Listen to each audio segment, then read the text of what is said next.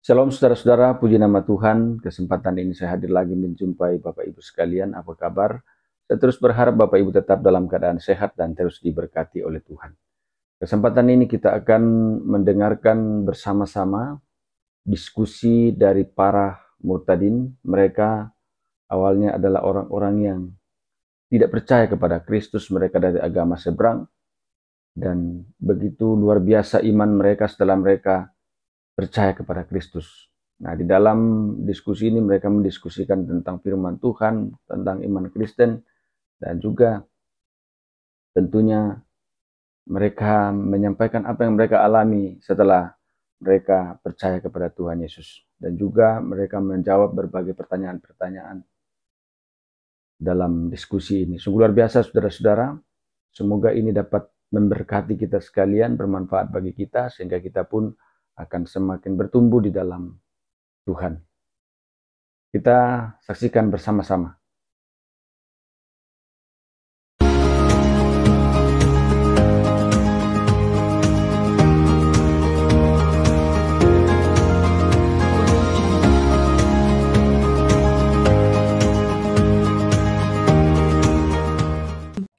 Halo, shalom semuanya, apa kabar? Shalom, halo. Shalom. Halo Shalom semuanya. Kak Fatima, shalom Bu Fadila.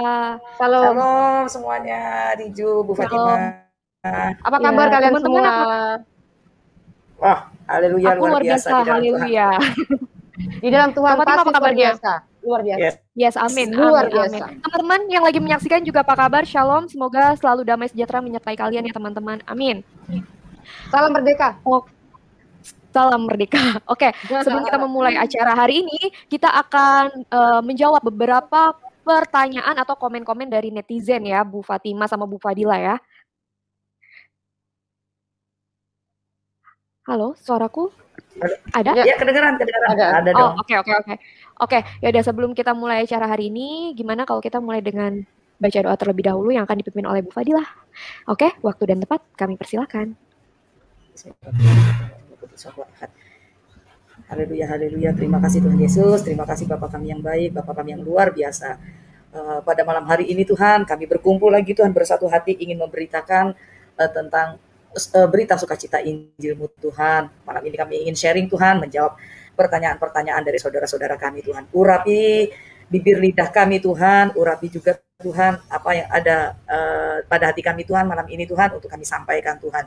Urapi acara ini Tuhan, urapi juga jaringan-jaringan kami semua Tuhan, kiranya Tuhan acara pada malam hari ini bisa menjadi berkat buat kita semua, buat kami semua Tuhan. Biarlah ini bisa menjadikan kekuatan iman, peneguhan iman kami kepadamu Yesus. Terima kasih Bapak yang baik, terpujilah Engkau. Urapi acara ini, program ini, urapi masing-masing channel kami Tuhan. Biarlah channel-channel kami ini bisa menjadi berkat bagi orang banyak Tuhan. Kiranya Tuhan Kau urapi acara ini dari awal, pertengahan hingga akhirnya nanti Tuhan. Kami serahkan acara ini ke dalam tangan kuasa-Mu Tuhan. Terima kasih Bapa yang baik, terpujilah nama-Mu di dalam nama Tuhan Yesus Kristus. Haleluya, amin. Ya. Amin. Oke, jadi hari ini kita mau ngapain? Dimulai dari siapa nih? Jadi Bu Fatima santai saja. Santai. Jadi begini loh, ya, kenapa kita membuka acara mesti harus part 1, part 2, part 3 dan berikutnya ya? Karena memang begini, ada di luar sana orang yang nggak ngerti Injil ya di Bu Fadilah ya. Jadi mereka tuh belum paham tentang apa sih yang dimaksud ayat ini misalkan. Mereka lebih cenderung mengatakan bahwa ini loh harus begini, jadi harus dimau seperti pandangan mereka, seperti kitab mereka. Padahal Alkitab dengan kitab mereka pun berbeda, begitu. Itu sebabnya yang dipertanyakan dan yang dibahas itu kan Injil. Otomatis kita sebagai penganutnya, pemegang kitab Injil harus bisa memberikan penjelasan kepada mereka. Yes, begitu. Betul, setuju. Oke. Sekarang kita mulai aja, Kak. Ya, boleh silakan. Boleh silakan. Oke, aku akan mulai ya sebentar. Enak soalnya biar ininya full. Jadi akhir-akhir ini sibuk apa aja, Kak? selain ya biasa. Namanya kita kan hari-hari pasti punya aktivitas masing-masing selain untuk di media ya. Yang jelas jangan lupa ketika kita berada di media, misalkan gini, memakai channel untuk menjadi wadah atau tempat untuk menyampaikan kebenaran, dalam kehidupan kita jangan lupa kita harus melakukan hal intim dengan Tuhan. Jangan sampai hal itu dilupakan. Kita sibuk keluar, sibuk menyampaikan kebenaran, tetapi di dalam keluarga sendiri kita mengabaikannya, itu salah juga. Betul. Karena sebenarnya keluarga itu juga di atas pelayanan ya. Penting sekali. Iya, sangat penting. Benar. Karena kan ngebesarin kata Tuhan, membesarkan dululah kerajaan Yerusalem. Kerajaan Yerusalem siapa? Ya keluarga. Itu yang terutama. Kita kan kayak Bu Fatima, kita sudah punya anak ya. Otomatis udah punya keluarga, itu yang juga diutamakan untuk kita melayani mereka. Apa tugas kita sebagai ibu, apa tugas kita sebagai seorang istri ya, begitu Ibu Fatima ya. Sebagai wanita Kristen. Nah, wanita Kristen juga harus melayani Tuhan, wajib, karena melayani Tuhan itu wajib hukumnya ya Bu Fatima ya, nggak bisa enggak.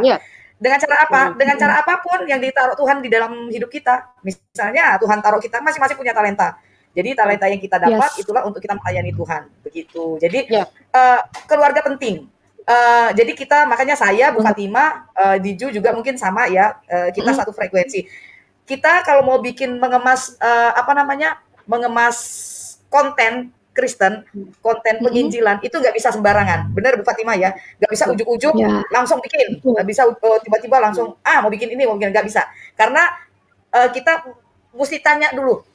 Tanya hati, tanya Tuhan, kita berdoa, minta Roh Kudus urapi, karena nggak bisa sembarangan. Satu itu. Kedua, kita kan punya kegiatan, Diju juga kerja, saya kerja di rumah, Bu Fatima juga ngurus rumah tangga, ada suami, anak-anak. Nah, jadi itu juga pelayanan, keluarga pelayanan.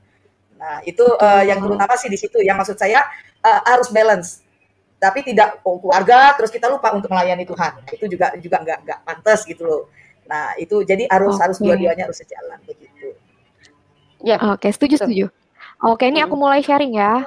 Oke, siap. Oke, sebentar. Kok dia nggak mau ya keluar? Oke, ini aja deh, aku kayak gini aja. Oke, sebentar. Mana previewnya? Ya, waduh, aku nggak bisa ini nih. Bentar ya Bu. Nggak bisa screening. Bisa nggak dari situ? Sebentar, karena maklum ya Bu, baru ganti laptop. Mantap. Yelah, ganti laptop nih ya, mantap. Puji Tuhan. Sebentar ya Bu. Teman-teman mohon maaf ya, sebentar aja. Soalnya ini settingannya beda banget, Nak. Iya, beda banget. Ngomong-ngomong nih, Diju, Bu Fadila, katanya orang bilang katanya saya gemukan, bener nggak sih? Kelihatannya gede banget ya saya. Siapa? Ada yang bilang katanya saya gemukan. Biasa aja. Mungkin karena jangan insecure, jangan insecure. Iya, gini Bu Fatima, karena mungkin biasanya Bu Fatima mah nggak pernah pakai background ya. Kalau nggak pakai background tuh kan kelihatan asli gitu loh. Kalau ini kan kita pakai background gitu, jadi agak gedean gitu. Iya, nggak apa-apa sih. Malah justru ya puji Tuhan. Seger, iya. Ya, ini jadi tapi gini ya. Dulu ya sebentar. Boleh. Santai, obrolan kita tuh santai. Jadi ya memang setiap pelayanan kita ini walaupun memakai media ya, kita tetap harus mengutamakan ini benar-benar harus tersampaikan, dan ini juga jangan sembarangan kita untuk membuat konten tadi seperti Ibu Fadilah bilang. Karena kalau kita cuma hanya memenuhi konten saja atau cuma hanya yang penting subscribe atau yang penting viewer begitu, kita akan tiap hari mungkin sehari bisa 3 kali begitu. Ya kayak minum obat Bu. Tapi kami tidak seperti itu. Jadi teman-teman semua ya jangan kecewa ya, kenapa kami kadang-kadang tidak live pada segala macam gitu. Memang ada hal-hal yang memang harus kami lakukan di luar ini. Kami juga harus ada pelayanan di luar gitu. Jadi pelayanan kami bukan hanya di media saja. Selain masalah kita kan wanita, otomatis masalah rumah tangga jelas pasti kita ya.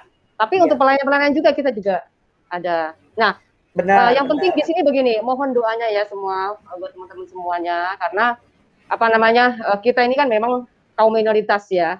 Jadi ketika kita bicara terkadang ada salah-salah kata, ada segala macam ya, itu intinya jangan sampai kita bisa terpeleset atau terjerat di dalam hukum ya. Intinya minta doa lah dari kalian semuanya supaya kita tetap bisa bersuara ya, kebenaran bisa disampaikan. Ya nggak Bu Fadilah?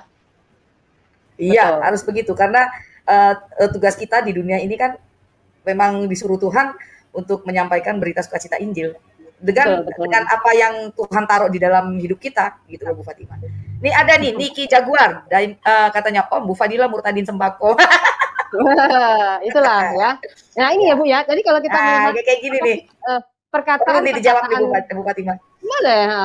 Ibu Fadila boleh jawab dulu juga nggak apa-apa atau maksudnya iya murtadin sembako.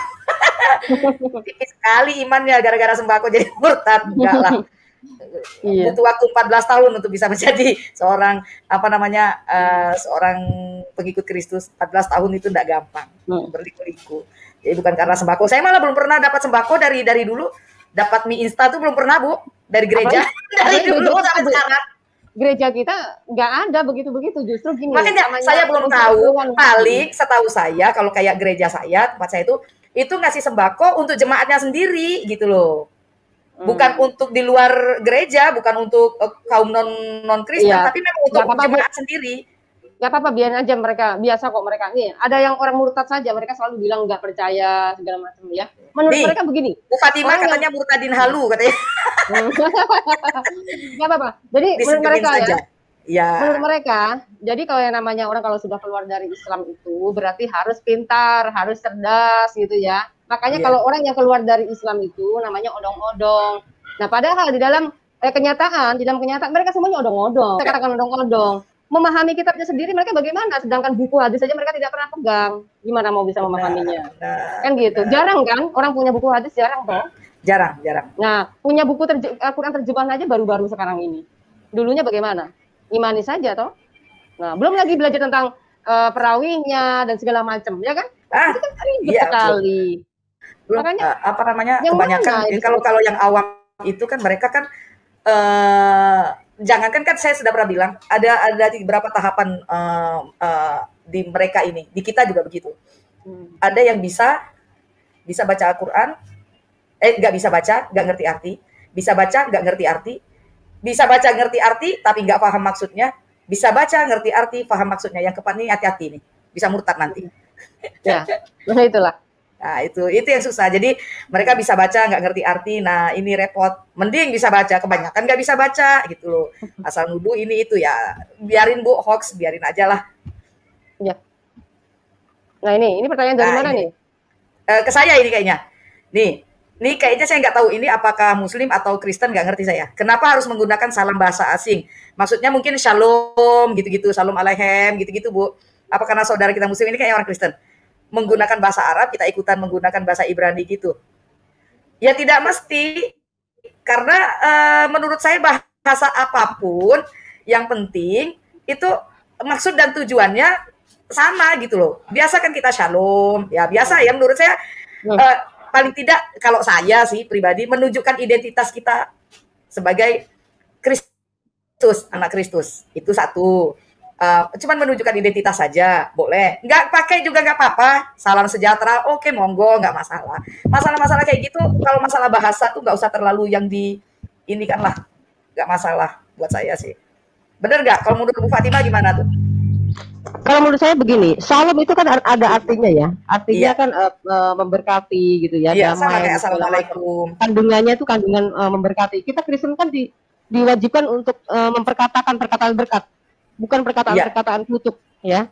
Jadi ketika kita menyatakan shalom itu seperti supaya lebih indah gitu ya. Tapi kan tiba-tiba ujuk-ujuk kalau kita misalnya orang Indonesia ujuk-ujuk hai Tuhan memberkati, kayaknya aneh kalau kita mau permisi begitu ya. Jadi mendingan pakai kata shalom itu seperti ada bahasa-bahasa yang bisa lebih enak didengar gitulah ya. Tetapi kemudian identitas kekristenannya kelihatan Bu. Yang mereka pertanyakan begini mungkin ya ada orang yang memakai logika. Kenapa sih kita harus memakai bahasa asing ketika kita memberikan salam, dan seperti orang Islam juga memberikan salam bahasa Arab gitu ya. Jadi menurut mereka itu kenapa harus demikian? Oke, kalau kita sih memberikan jawabannya seperti ini.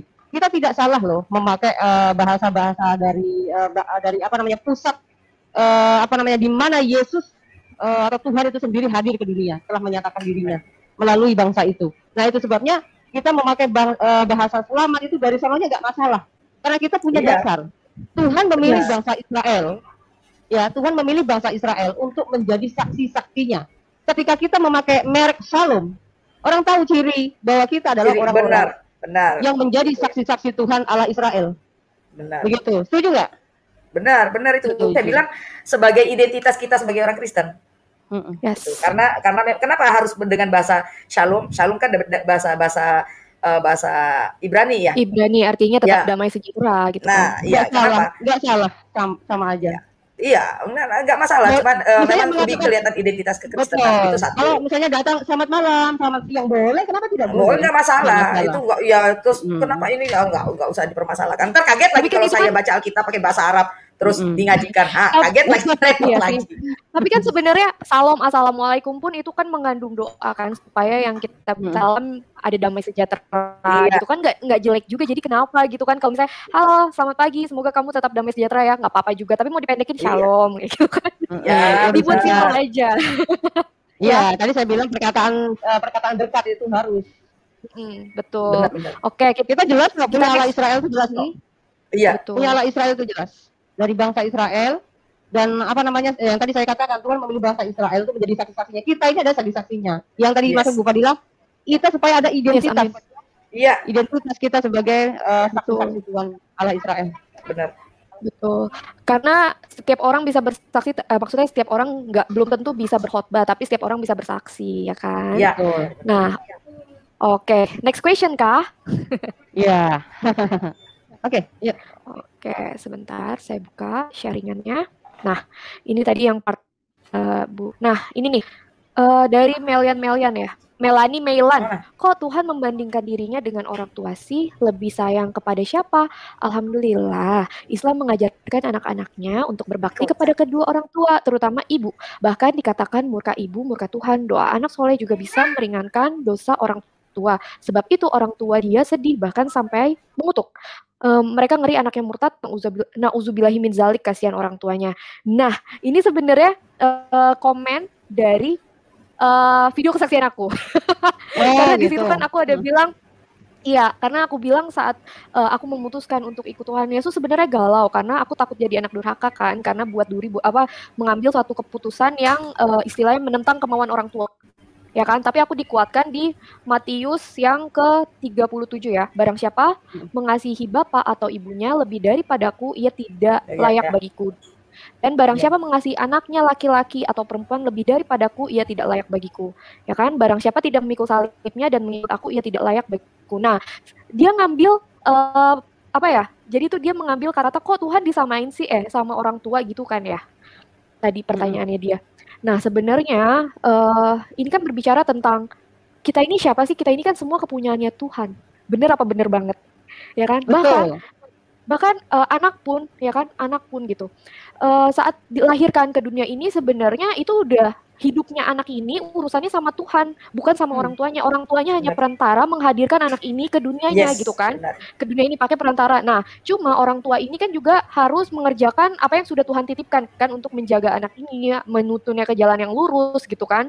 Cuma kan kita nggak bisa pilih di mana kita mau dilahirkan, ya kan. Orang tua kita kan, aku nggak bisa milih nanti aku mau lahir yang orang tuanya sudah menjadi pengikut Kristus, kan nggak bisa kayak gitu kan, karena pasti setiap kita dilahirkan ke dunia ini sudah ada maksud dan tujuan Tuhan, udah Tuhan kasih nih talenta dan tugas buat kamu ya di dunia ini. Cuma bedanya kita paham nggak sih, kita bisa ngerti nggak sih apa yang harus kita lakukan di dunia ini selama hidup, ya kan? Pasti ada visi kita tuh kan bapak. Nah, itu harus ditahan. Nah, sinyalku oke. Diju sempat suaranya putus tadi. Tapi iya, putus. Oke. Balik belum? Halo? Belum, masih putus-putus. Udah oke belum? Ada tuh. Masih. Ya, udah. Lumayan. Ya udah, oke. Silakan. Mulai. Udah ya? Oke, tadi sampai mana ya? Sinyal tolong berbaik hati hari ini. Ya, tadi aku sampai mana, Bu? Oke. Tadi putus soalnya ya. Jadi masalah nggak kedengeran, putus-putus. Diulang lagi aja mungkin. Iya, jadi diulang lagi ya. Jadi sebenarnya kehadiran setiap anak ke dunia ini itu memang melalui perantara orang tua pastinya kan. Nggak mungkin dong tiba-tiba celing ada anak gitu kan tanpa ada satu proses.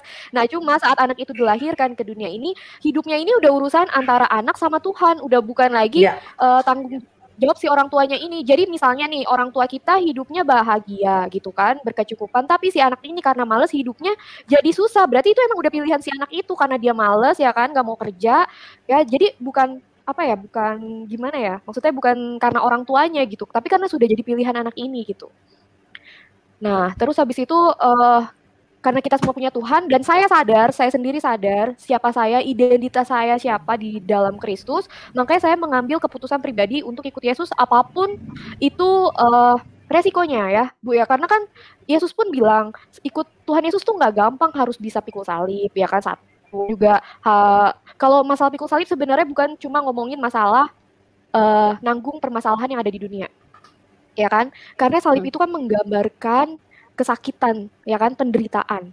Bukan cuma penderitaan secara fisik, tapi juga secara mental. Karena pas Yesus disalibkan di kayu salib itu, dia benar-benar nggak pakai apapun, ya kan? Berarti kan dia dipermalukan gitu. Jadi kita harus siap nanggung malu karena ikut Yesus. Kan banyak juga kan yang bilang, ih Tuhannya cuma pakai gitu kan. Aku nggak mau sebut ya kan. Ih Tuhannya, makanya kita disebut bani color ya, bani color. berwarna jadi ya kan. Nah itu ya jadinya banyak banget sebenarnya kalau kita bisa paham tentang salib itu sendiri, wah udah deh selesai. Maksudnya udah gitu. Mau hidup ini kayak gimana pun badai segala macamnya, tapi tetap berpegang teguh sama Yesus. Ya udah, karena kita tahu siapa yang punya hidup kita, siapa yang jadi sumber hidup kita, bukannya siapapun. Jadi mamaku suka bilang gini, mama mau lihat ya hidup kamu, ya kan, nggak dengar kata orang tua seperti apa. Mama mau tahu gitu kan, kamu kalian jatuh nanti juga balik lagi ke orang tua. Aku cuma bisa bilang gini, hidupku punyanya Tuhan Yesus. Aku udah lahir baru, hidupku bukan punya diriku sendiri gitu. Jadi apapun yang terjadi sama diri aku yakin itu semua dicampur tangan Tuhan. Itu kehendaknya Tuhan untuk hidup aku. Ya, jadi aku yakin Tuhan pasti jaga aku karena aku ikut apapunnya Tuhan gitu. Karena aku ngejalanin apa yang harus jadi bagian aku gitu, ya kan? Kok jadi pada diem sih? Iya betul. Yang lagi ngomong. Nanti kalau saya nyaut nanti mah jadi nggak fokus. Aku jadi sapi. Terpesona. Lanjut. Terpesona. Iya, makanya aku bilang waktu aku sakit aja kan, aku kasih contoh pas aku sakit COVID, ya kan, Mama sama Papa ada nggak dukung aku secara moral, usah materi deh gitu kan. Tanya, aku udah makan apa belum? Proses isolasi aku gimana? Ya kan? Terus, tapi nggak ada kan, malah dikutukin ya kan, satu. Malah, aduh kan lebih sedih lagi. Malah dikutukin, terus habis itu. Sabar Diju. Malah dibilang, alas nangis, ada tisu nggak? Gitu. Ada tisu nggak di situ? Aku tidak bisa mengusap air mata di situ. Iya. Nah, jadi intinya begini ya, Diju. Barang siapa tidak mengikut salibnya dan mengikut aku, ia tidak layak bagiku. Jadi intinya kamu sekarang walaupun diperlakukan seperti ini, Bapak jasmani dan Ibu jasmani kita itu tidak bisa memberikan sepenuhnya kasih yang sempurna daripada Tuhan. Nah, kalau ketika kita mengikut Tuhan, misalnya tadi orang tua mengutuk kita, kamu apapun kalau jatuh pasti nanti juga ke orang tua, misalkan ya. Nah itu tadi saya bilang, barang siapa tidak mengikut salibnya dan mengikut aku, ia tidak layak bagiku, kata Yesus di Matius 10 ayat 38. Nah artinya begini, ketika orang percaya sudah mengambil keputusan untuk mengikut Kristus, pasti kita akan mengalami hal-hal yang tidak mengenakan. Ya, apapun itu, hal yang tidak mengenakan pasti. Nah yang tadi, tetapi kita memang harus mengikut salib itu, karena kalau mengikut Tuhan memang harus mengikut salibnya. Kalau tidak berarti tidak layak gitu loh. Misalnya sedikit-sedikit kita, Pak, saya nganggur sekarang, saya nggak bisa makan. Akhirnya apa? Balik lagi meninggalkan Kristus. Wah ini mah udah nggak benar, ya. Wah tapi itu harus hati-hati ya. Kita lapar, betul. Sampai kita mengalami hal bisa dikatakan udah nggak bisa makan pun kita tetap tetap ikut Tuhan. Karena apa? Di bagian itulah Tuhan menguji kita. Betul. Ya. Jadi ingat kisahnya Ayub ya, yang diambil semuanya ya kan, tapi karena iman dia yang kuat, akhirnya Tuhan ganti 2 kali lipat ya kan. Karena Ayub sendiri sampai bilang, aku lahir ke dunia ini dengan telanjang dan aku akan pergi dari dunia ini juga dengan telanjang. Jadi apapun yang kita dapat di dunia ini ya, kalau emang nggak bisa dipakai buat pekerjaannya Tuhan, sia-sia. Betul ya Mbak Bu? Ya, oke. Tadi bagian bawahnya tadi belum? Bagian bawahnya tadi bilang katanya kasihan orang tua kamu. Nah ini kan udah berapa kali kita bahas. Iya, begini Bu, kalau masalah mengenai apa namanya pikul salib, kesusahan mengikut Kristus itu kan ayatnya banyak sekali ya Bu Fatima ya. Yohanes 16 juga ada, Ketika Banyak, Tuhan banyak. bilang kita itu akan ditolak, kita akan dikucilkan. Itu sudah nubuatnya sudah dulu, sekarang pengenapannya di dalam hidup kita. Jadi, itu dia, jadi banyak ayat-ayat Alkitab mengenai ketika kita harus menyangkal keluarga, kita harus menyangkal istri, menyangkal suami, menyangkal anak, segala macam. Nah, itu sudah menjadi sudah harus kita genapi gitu loh. Penggenapannya tuh yang kita rasakan saat ini. Jadi dia juga perlu sedih. Semua merasakan, Bu Fatimah, saya pun merasakan. Begitu semua murid tadi merasakan. Jadi yang dia bilang tuh tadi membandingkan dirinya dengan orang tua sih gitu. Saking dekatnya kita sama Tuhan. Kok Tuhan membandingkan dirinya dengan orang tua kan gitu. Maksudnya itu mungkin kok sama Tuhan sama Bapak kan gitu barangkali ya. Nah, itu dia. Begini yang saya lihat, mereka ini nggak tahu bagian roh dan bagian biologis gitu loh.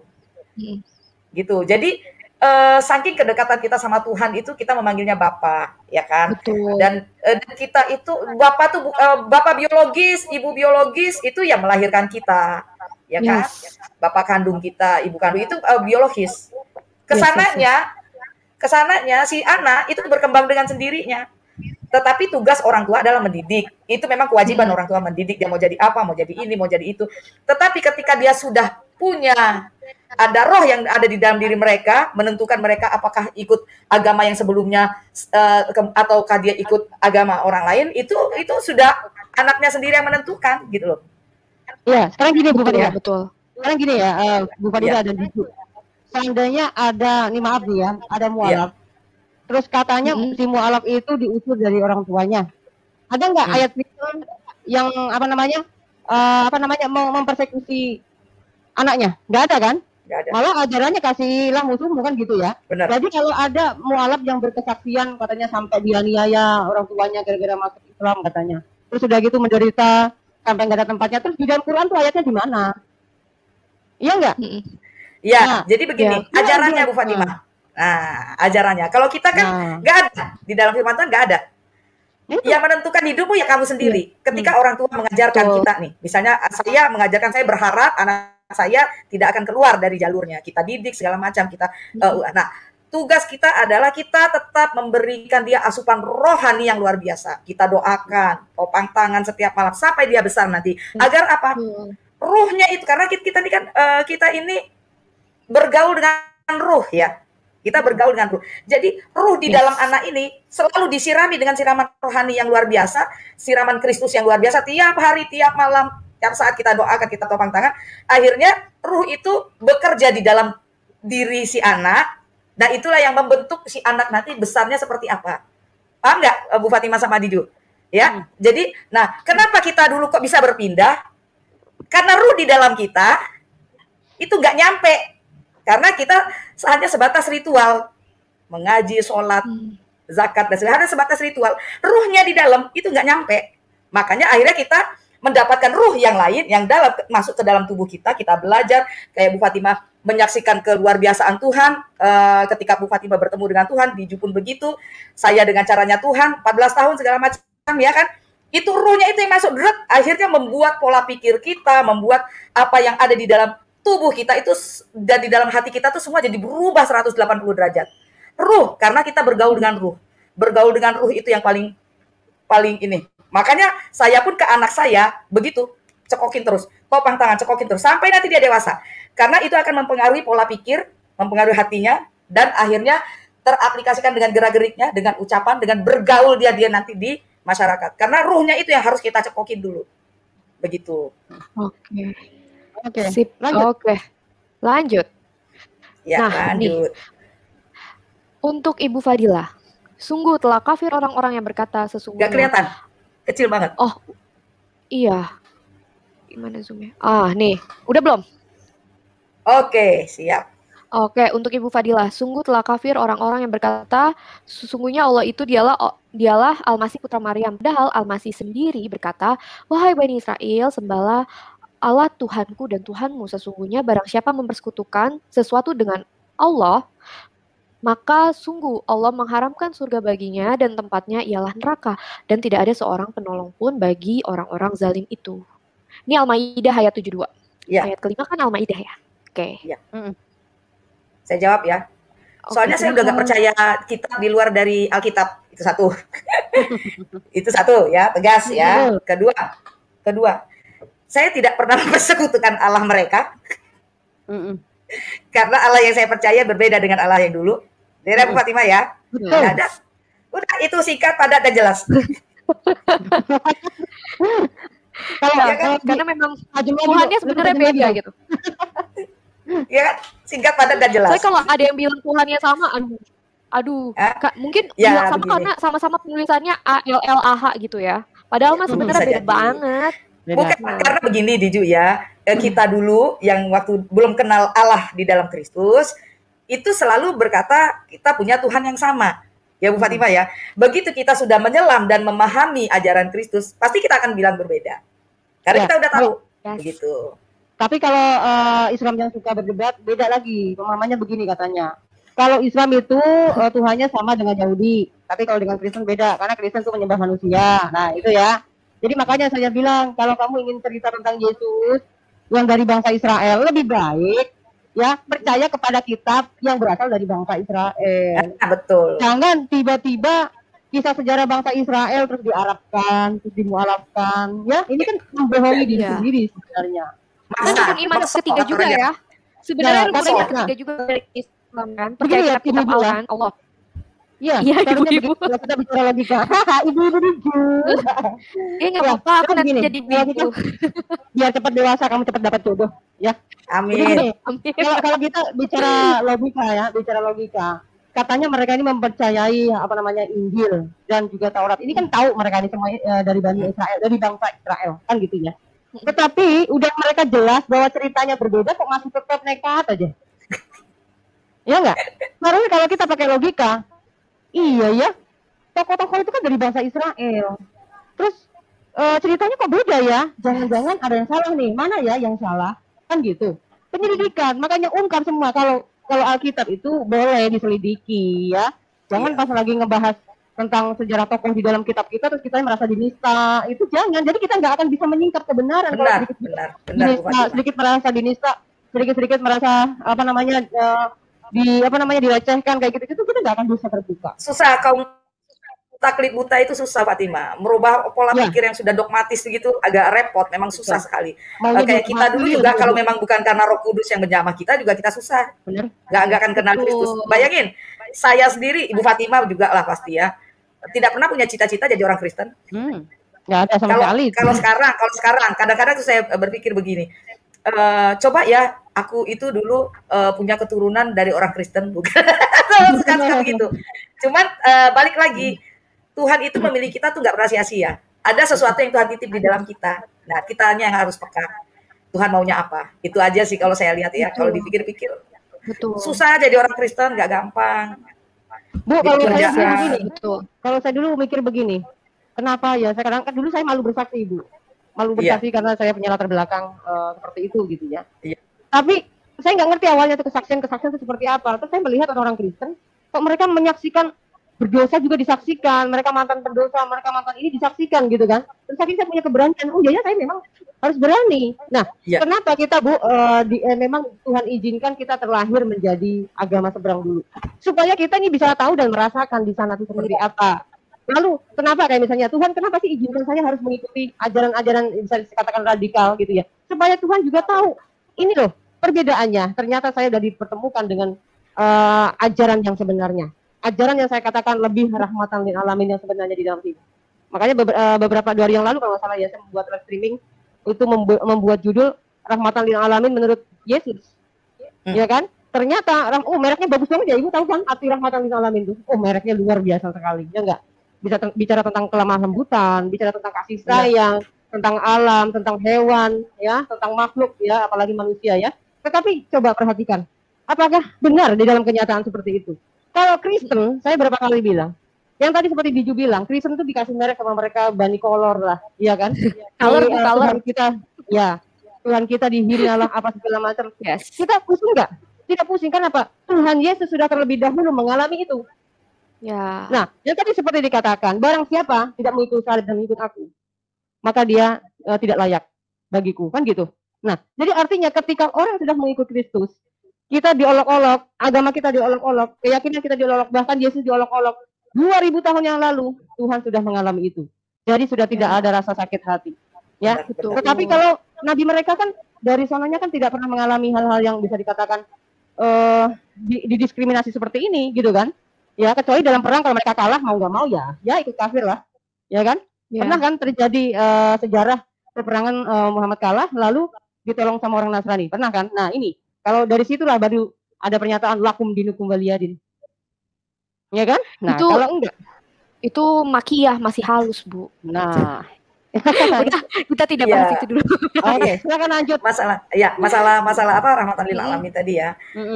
Kalau saya lihat ya, Bu Fatimah mungkin merasakan juga perbedaannya ya.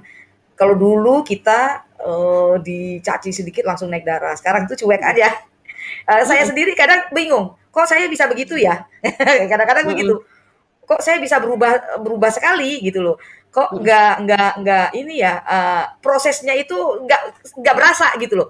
Ada proses yang menyembuhkan sesuatu yang dulunya temperamen atau segala macam itu, kesembuhannya itu, proses kesembuhannya itu nggak berasa, tiba-tiba cuek aja orang ngata-ngatain gue gitu loh. Jadi karena apa ya, ketika mungkin kita sudah, saya yakin tidak mungkin, tetapi pasti ketika kita sudah dibaptis dan kita menyerahkan diri kita sepenuhnya kepada Tuhan dan benar-benar kita hidup untuk Tuhan, itu ada ruh yang melingkupi di dalam kita, yang kita anggap sebagai penghibur, pendamping hidup kita di dalam kita. Itulah yang mungkin membentuk segala sesuatu, sikap kita, karakter dan segala macam. Itu yang saya lihat. Begitu yang saya rasakan. Jadi perubahannya itu ujuk-ujuk kok jadi begini ya, kok aku santai banget ya, kok aku gini banget ya gitu loh. Jadi kan biasanya kan orang ada proses ya untuk menuju menjadi lebih baik, bertingkat-tingkat, ada prosesnya. Itu saya itu nggak merasa tuh prosesnya kayak apa. Pokoknya dinikmati ya. Orang cuek-cuek aja gitu loh. Dinikmati ya. Kan Tuhan Yesus juga udah bilang kan, kalian akan dibenci karena namaku. Nah, kalau dia bukan Tuhan, gimana dia bisa tahu apa yang akan terjadi di yang akan datang? Benar. Sih? Kalau kita nggak menerima hal-hal begitu, tidak memikul salib, nggak tergenapi dong firman-Nya. Iya, dan nggak diproses. Akhirnya kita kalau misalnya asik-asik aja dan enak-enak aja, pada saat kita susah, kita malah ninggalin Yesus.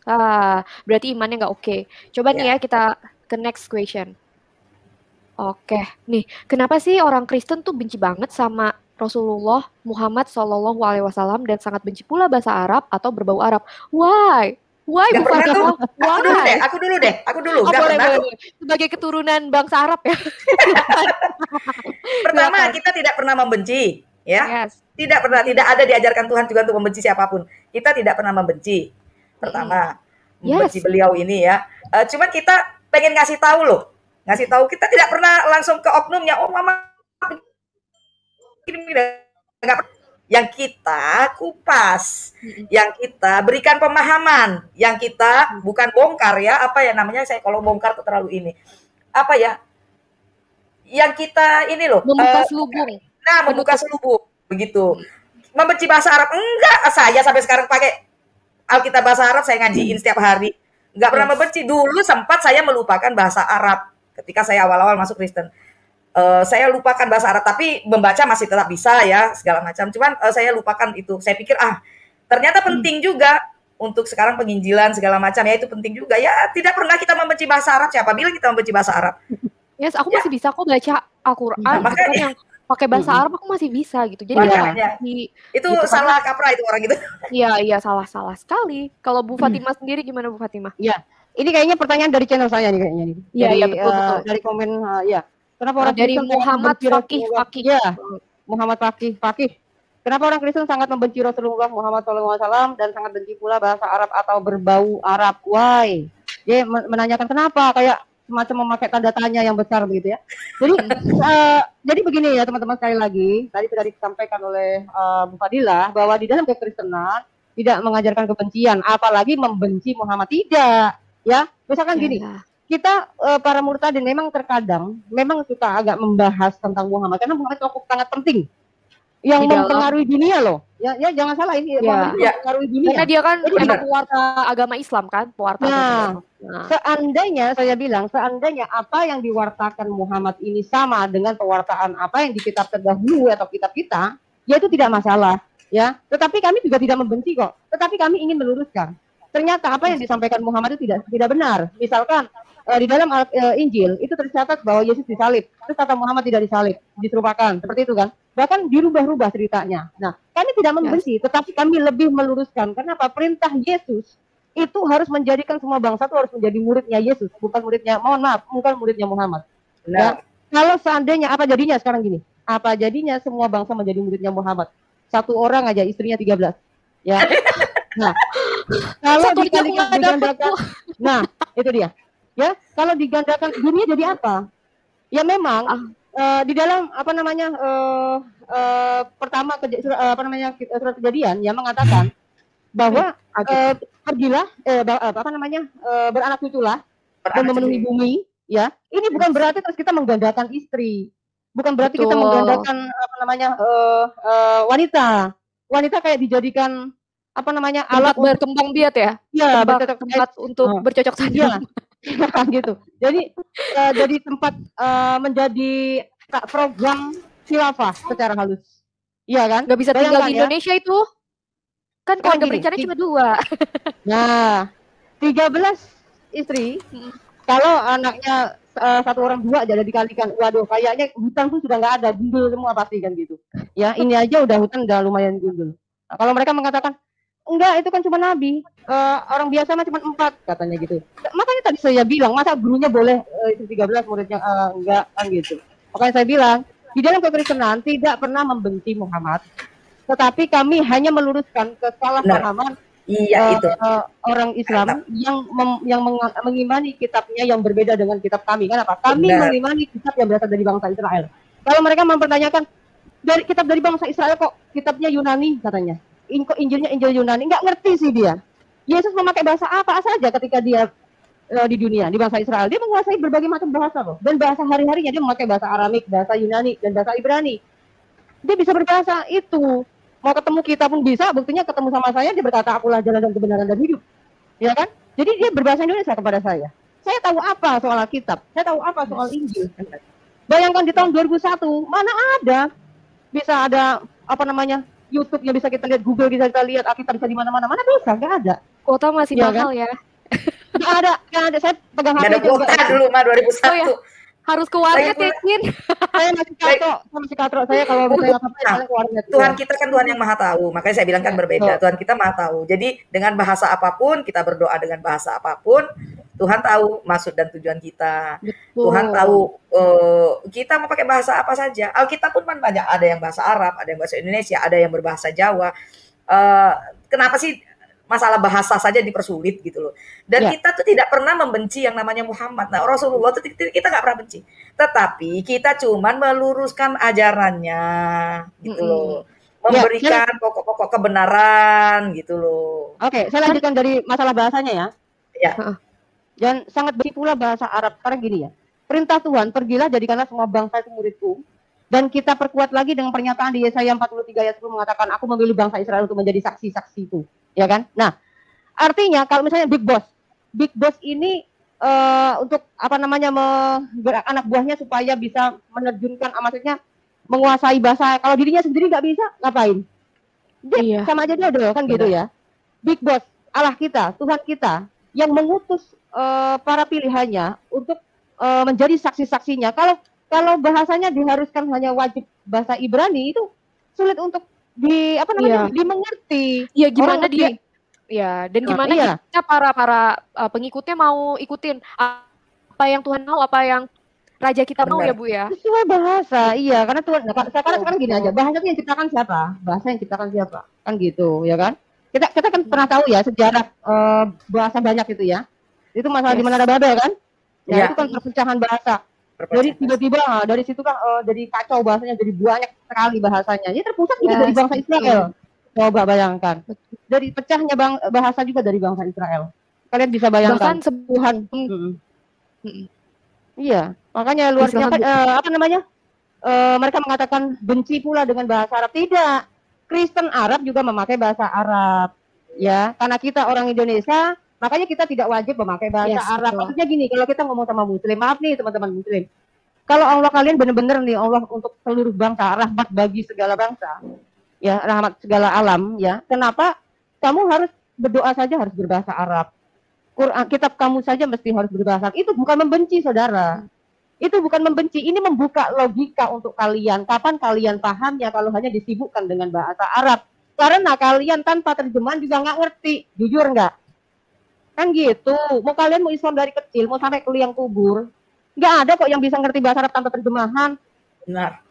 Nah, kalau sama-sama terjemahannya juga masih dipercaya, ya sudah, kamu pegang saja kitab kamu yang ada terjemahnya sampai seumur hidup kamu. Berubah apa enggak itu? Nggak bakal berubah kan? Nah sudah, imani saja. Isinya maksud saya, makanya saya bilang, saya berapa kali saya membuat perumpamaan. Kalau kamu makan buah, kulitnya yang kamu makan apa isinya? Ya, tapi kamu sampai hari ini masih sibuk kulit kamu yang masih kamu makanin, jadi isinya belum. Nah, kalau kita Kristen, kenapa sering mengupas kitab kalian? Karena kami lebih fokus kepada terjemahannya saja. Kalau kita fokus kepada bahasa Arabnya juga, sampai ke alam kubur, kita nggak akan ngerti-ngerti juga, begitu loh saudara. Jadi mohon maaf ya, kami bukan membenci. Tapi aku tambahin. Silakan. Iya, Bu, aku tambahin ya.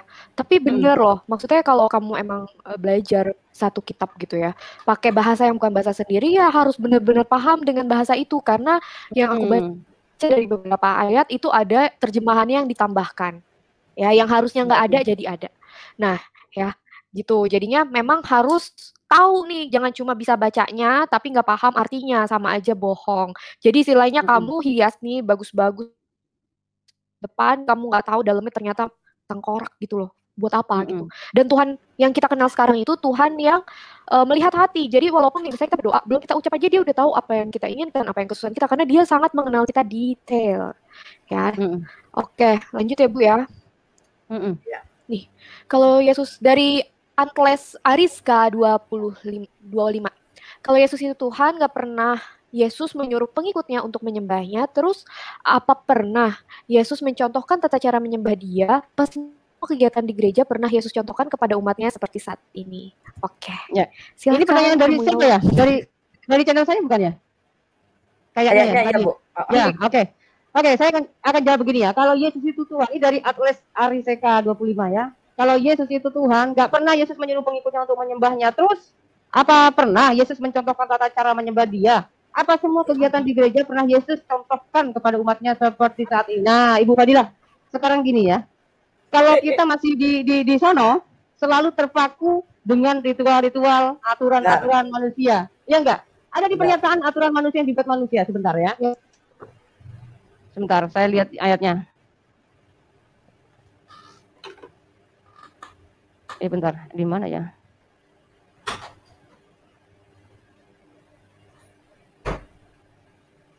Apa Bu? Ininya, ayatnya Bu. Saya lagi cari dulu.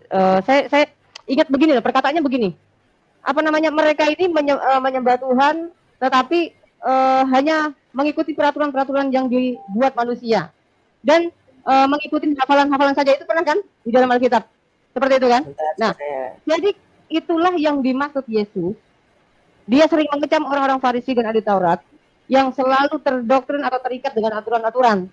Yang Yesus maksud ketika menyembah Tuhan itu dengan roh dan kebenaran. Tidak diatur dengan aturan-aturan manusia. Misalkan harus begini 2 kali, harus nungging 2 kali. Tidak seperti itu. Maaf saya potong. Bukan ini ya. Yang janganlah kamu disesatkan oleh berbagai-bagai ajaran asing itu. Bukan. Iya, bisa juga seperti itu. Bahwa hati kamu diperkuat dengan kasih karunia dan bukan dengan pelbagai makanan yang tidak memberi faedah kepada mereka yang menuruti aturan-aturan makanan macam itu. Bukan itu ya? Bukan itu. Bukan. Jadi intinya begitulah Bu ya. Jadi kalau kita masih di kehidupan di sana, itu selalu terikat dengan aturan-aturan. Iya, ya, ritual. Contoh ya, soal sholat saja, misalnya maaf ya Bu, gininya salah, cara gininya ini salah juga, beda itu. Ada berapa aliran. Nah, ada berapa aliran. Jadi ada yang model yang geleng-geleng. Tangannya itu di perut atau di nah, itu dari begini atau dari gini. Ada yang begini, ada yang siap aja yang enggak taruh tangannya. Sujudnya gimana? Siku-sikunya gimana ya kan? Taruh di di lantai apa enggak sikunya atau angkat dikit gitu.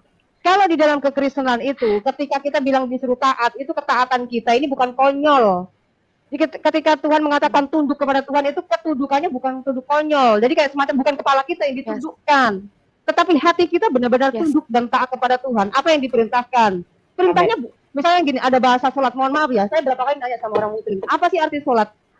Mereka nggak ngerti. Padahal arti sholat itu sama saja berdoa. Doa, ya. doa. Ketika kita berdoa itu kan padahal sama saja. Yesus itu mengajarkan berdoa, gitu. Bukan mengajarkan sholat ritual. Nah, makanya tadi pertanyaannya, tata cara menyembah Dia, apa semua kegiatan di gereja pernah Yesus contohkan kepada umatnya seperti saat ini? Hanya gara-gara Yesus hanya berlutut, ya, langsung diklaim menjadi sholat ritual mereka. Ini kan parah ini, ya. Memangnya Yesus ketika Dia mencontohkan muridnya ketika berdoa di Getsemani dengan begini, Dia itu semacam ritual sholat? Enggak, sholat nggak ada begini ceritanya. Ya nggak ada begini loh ceritanya sholat. Nggak ada. Hanya lutut ditekuk, itu Kristen juga lakukan. Tetapi Kristen itu tidak terikat dengan gerakan tubuh. Kamu menghadap ke selatan, kayak ngadap ke barat, kayak ngadap ke timur, kayak ngadap ke utara, kayak tidak masalah. Makanya saya berapa kali saya tanya sama Muslim, Allah kamu ini sebenarnya bisa Allah Maha Hadir apa enggak sih? Kalau Allah Maha Hadir, coba deh sekali-sekali kamu kalau sholat ngadap ke timur, kayak ngadap ke selatan, kayak, karena apa, mereka kan sendiri nggak mau dibilang katanya nyembah Ka'bah, ya, nyembah Ka'bah katanya nggak mau.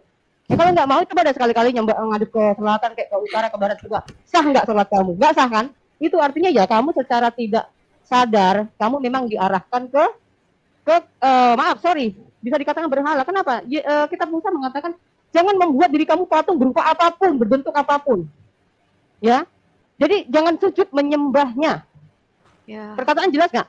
Jangan sujud menyembahnya. Nah, ketika ada orang-orang yang sujud menyembah menghadap Ka'bah atau patung atau berhala itu, ini artinya dia sudah menyembah Allah lain. Yes. Begitu kan? Itu kan ke-10 firman. Ke-10 firman yang sudah jelas. Ritual-ritual yang mereka lakukan itu mereka tidak sadar. Kenapa? Terdoktrin secara dari lahir dan turun-temurun. Ya udah imani saja tanpa mempertanyakan, tanpa memakai akal budi. Sementara di dalam pengajaran di dalam Alkitab itu, atau Yesus dari perjanjian lama sampai perjanjian baru, hukum yang terutama apa? Kasihilah Tuhan Allahmu dengan segenap hatimu, dengan segenap jiwamu, dan akal budimu. Akal budi kita dipakai. Gitu loh. Nah, hukum yang kedua adalah kasihlah sesamamu manusia sama seperti dirimu sendiri. Kalau kita mau bilang mau mengasihi Tuhan dengan yang jelas manusia saja nggak bisa mengasihi, bagaimana bisa mengasihi Tuhan Allah kita, kan gitu. Nah, makanya saya bilang kalau ada ajaran yang selalu gigih mengkafir-kafirkan golongan lain, menyesat-nyesatkan golongan lain, ya perlu dipertanyakan itu. Iya kan? Nah, udah gitu Tuhan mereka lagi yang nyuruh, ya. Kafir, gitu kan. Kenapa kamu sakit hati Fatimah kalau dikatain kafir misalkan? Kan banyak yang muslim suka bilang begitu kan? Enggak sakit hati. Cuman sesembahan kamu itu lucu. Kami adalah pemegang kitab Injil. Orang Yahudi yang masih megang kitabnya Musa juga dikafir-kafirkan. Ya, mereka seenaknya menuduh bilang katanya, kitab yang itu tuh sudah hilang. Ditanya hilangnya kapan? Enggak tahu. Katanya kitab itu sudah berubah, yang merubahnya kapan? Tidak tahu. Pokoknya. Terus kalau ada di dalam Alkitab nyerempet, dicocok logikan, dibilanglah itu dicocok logikan dengan ajaran mereka, gitu-gitu, Bu. Gitu. Tapi pada agak konsisten. Mereka bilang kan Alkitab kita palsu. Tetapi kalau sudah ada yang dicocok-cocok logikan, dipercaya. Bingung kan? Iya. Jadi gini, teman-teman muslim, saya kasih tahu ya. Di dalam kekristenan, bahkan Yesus pernah hadir itu, ya, itu tidak pernah mengasih tahu sama muridnya, nanti kamu kalau berdoa jam pagi subuh kamu harus 2 kali sujud 2 rakaat kayak gitu-gitu. Enggak pernah ada begitu. Terus kami Kristen mengimani apa? Kami pengikut Kristen, saudara. Mohon maaf, pengikut Kristus, bukan pengikut Muhammad ya. Mohon maaf. Kalau kalian mengikut Muhammad, ya oke lah. Kata sholat dari mana silahkan. Ya, ritual sholat itu ajaran dari mana silahkan. Ya, tapi kalau hanya mengajarkan untuk berdoa di setiap saat dan setiap waktu, itu baru pengikut Kristus. Nggak ditentukan waktu, nggak ditentukan arah kiblatnya. Yes. Tidak ditentukan arah kiblatnya. Karena apa? Tuhan kita itu Maha Hadir. Yesus mengatakan di situ 1, 2, 3 orang berkumpul di dalam namaku. Yesus bilang loh, di dalam namaku. Ya. Kalau misalnya gini, kalau Yesus itu Tuhan tak pernah menyuruh pengikutnya. Dia mengatakan kalau misalnya kita berdoa di dalam namanya, kita akan menerima loh. Iya enggak? Nah, sekarang bisa enggak? Sekarang gini aja, bisa enggak? Seandainya berdoa di dalam nama Muhammad misalnya. Apakah ada kuasa? Nggak akan ada kuasa, saudara. Itu harus jujur dong. Jangan merasa dinista. Jangan merasa malu. Saya bicara jujur. Kalau di dalam nama Yesus lah akan bertekuk lutut. Ada kuasa. Yes. Ya, ada kuasa yang dahsyat. Orang yang tadinya penjahat, orang yang tadinya bangsat, ya, itu bisa dipulihkan menjadi 180 derajat, menjadi Paulus. orang yang sakit lumpuh, orang yang mati, bahkan diizinkan Tuhan menjadi bangkai selama 3 hari dulu. Ya, Tuhan bangkitkan. Tuhan pulihkan kulit-kulitnya semuanya. Di dalam nama Yesus. Gitu ya, supaya tahu ya. Dan Tuhan kita itu tidak pernah minta-minta untuk disembah. Ya, ketika kita layak disembah. Perintahnya itu bukan minta disembah, tetapi untuk mengasihi Tuhan Allah. Ya, itulah hukum yang terutama, untuk mengasihi Tuhan Allah dengan akal budi kita pakai. Ya. Nah, begitu. Kalau kita sudah mengerti bahwa Tuhan mengasihi kita akan bisa membalas mengasihi Tuhan dengan cara melakukan akhlak-akhlak yang dibawa, melakukan akhlak-akhlak yang mulia. Jadi bukan pakainya terus ditutupin sampai rapat-rapat, tetapi kelakuan kita maksiat, bukan. Ya, mesti harus pakaian yang pantas. Ngerti nggak pakaian yang pantas? Pakaian yang pantas itu maksudnya jangan seronok, karena kita di Indonesia ini beda. Iklim kita ini beda. Ya, jadi kalau misalnya kita memakai pakaian di atas paha, itu tidak cocok untuk diri kita. Ya, kita lakukan seperti itu. Karena Rasul Paulus mengatakan, ketika aku ada di orang Yahudi, maka aku seperti orang Yahudi. Ketika aku di orang Yunani, aku seperti orang Yunani. Ketika aku sekarang di sini seperti orang Indonesia, ya aku harus melakukan seperti orang Indonesia. Orang Indonesia nggak pantas pakai cangcut doang. Kalau orang di Amerika sono sih wajar-wajar saja. Di sana udah biasa mereka.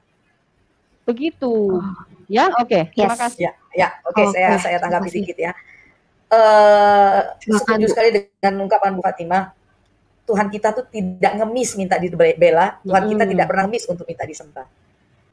Akan tetapi kita sebagai manusia di dunia ini, karena kasih karunia Tuhan tuh yang luar biasa dalam kehidupan kita, disitulah kita memujinya, menyembahnya, mengagungkan namanya. Nah, bedanya kenapa Tuhan, gimana caranya Tuhan Yesus mengajarkan kita menyembahnya? Bukan dengan ritual-ritual yang harus tahbiratul ihram dan segala macam. Karena kita bukan agama ritual. Gitu. Kita bukan agama ritual yang setiap hari harus begini, setiap hari harus begitu. Kita kapan saja kita mau ketemu Tuhan itu bisa. Tidak dibatasi ruang dan waktu. Ya, harus diingat. Kapanpun, dengan bahasa apapun, Tuhan mau. Yang penting satu, kita kepada Tuhan. Nah, karena apa? Karena kita bukan agama ritual, kita bukan menyembah sesembahan ritual begitu. Jadi ketika kita misalnya kita punya hati ingin mengingat Tuhan tuh setiap detik, setiap detak jantung kita, mengingat Tuhan, itu Tuhan selalu hadir. Apalagi Tuhan bilang kan 1-2 orang membicarakan.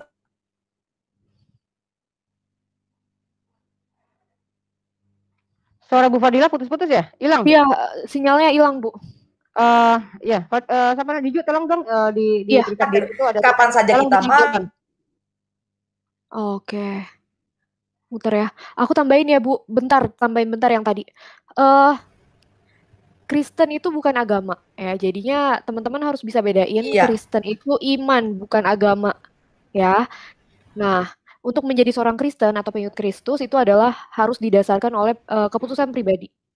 Oke, jadi kita sudah bebas dari yang namanya ritual. Kenapa? Karena agama itu penuh ritual. Jadi kamu mau A, B, C, mau minta pengampunan dosa, kamu harus lakuin A sampai Z gitu ya. Misalnya kayak sekarang, mau diampunin semua dosanya, kamu harus puasa 30 hari. Tapi belum tentu dosa kamu pun diampuni semua, karena belum tentu ibadah kamu diterima.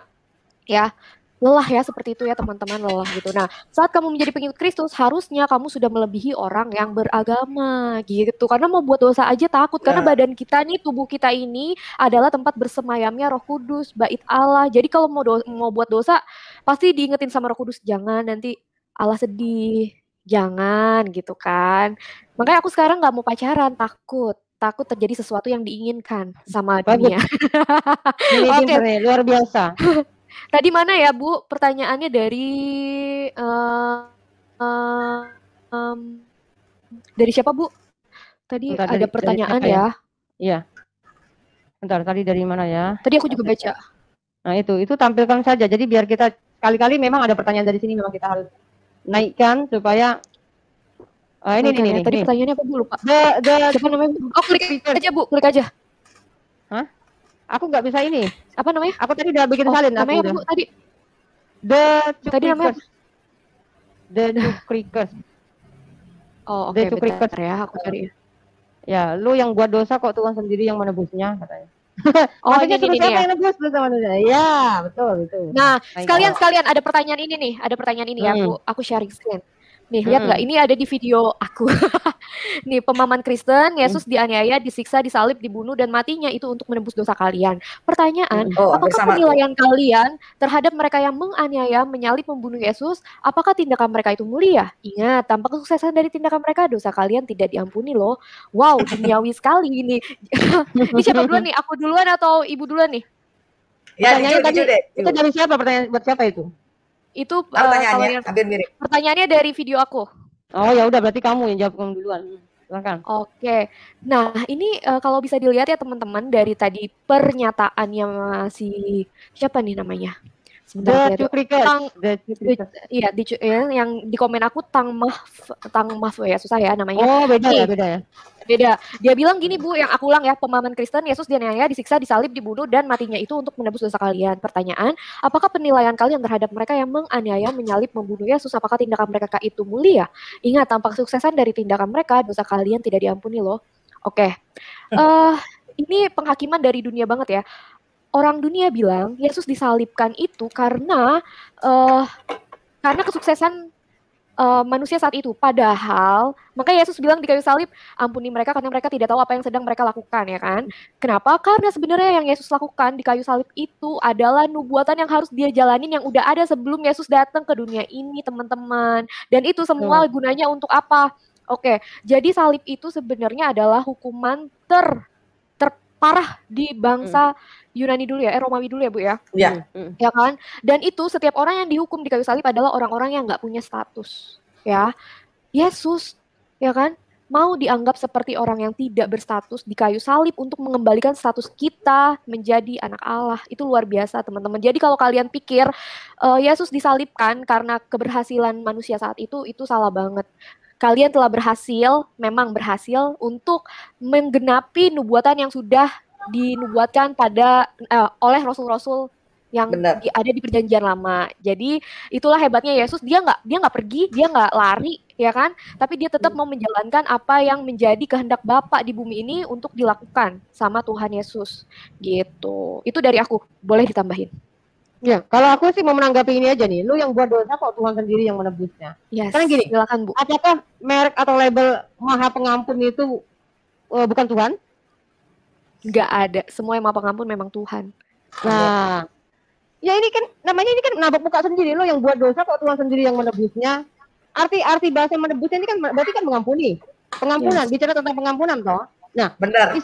Islam ini begini. Ketika dia bermaksiat dosa tinggal, ya Allah ampuni saya, selesai. Besoknya maksiat juga. Besok maksiat lagi, tinggal minta Allah Maha Pengampun soalnya. Jadi bisa mengampuni ulang-ulang dosanya, seperti itu. Nah, mereka bilang Kristen itu boleh berbuat bebas dosa. Makanya kalau bahasa penebusan ini selalu disalahartikan.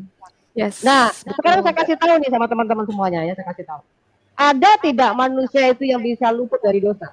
Itu pertanyaan dulu ya. Nggak ada. Jawab di hati masing-masing. Oke. Kalau dirinya merasa suci, maka boleh.